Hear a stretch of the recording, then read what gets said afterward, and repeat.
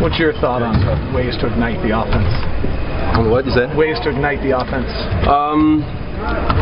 Just move the ball a little bit more. I think sometimes we get a little sticky. We try to go 1 against 4, 1 against 5, things like that. I think we just got to move it.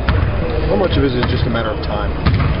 I think a lot of it, you know. A lot of new pieces in this team, a lot of young guys. So I think the more we communicate, the more we play with one another, things gonna get better. You have an incredible ability to kind of slash and, I don't know if it's a back cut always or what it is. Have you always had that? Is that something you've picked up through the years in the league? A little bit of both. I think, you know, some of it is natural and some of it is just understanding the defense and where I can kind of have an impact going to the basket, attacking the basket, even without the ball. Quinn kind of talked about the breakdowns that you saw when you guys were watching film yesterday. What did you see when you were going through that video? Yeah, I think a lot of it is things that we've been talking about, you know, and you know, I think with more time, with more practicing, things gonna get better, you know. So it's about spacing, it's about attacking the rim, finding guys that are wide open. You know, the more open shots we can take, the better for us. Played a couple of minutes playing the 4 with the Jazz so far. Is that any different for you playing the 4 versus playing the 3? It's a little different, but at the same time, you know, it's a matter of being connected with my teammates. Whether I play at the wing or at the 4, you know, I think it's kind of the same. Bringing the energy and communicating on defense. You know, it's the same thing that we've been talking about. But you know, it's whatever spot you're on the floor, you know, whatever position you play. I think it's kind of the same principle. What issues do the Heat bring? What challenge?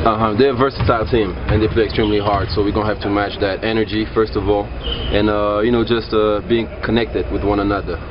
They got a lot of different guys that can bring the ball up the court. You know, it's a team where, you know, they got the 4-man that can dribble the ball, use the pick and roll. So it's unusual in that aspect. So we're gonna have to be very aware of every movement they make and what we want to accomplish defensively.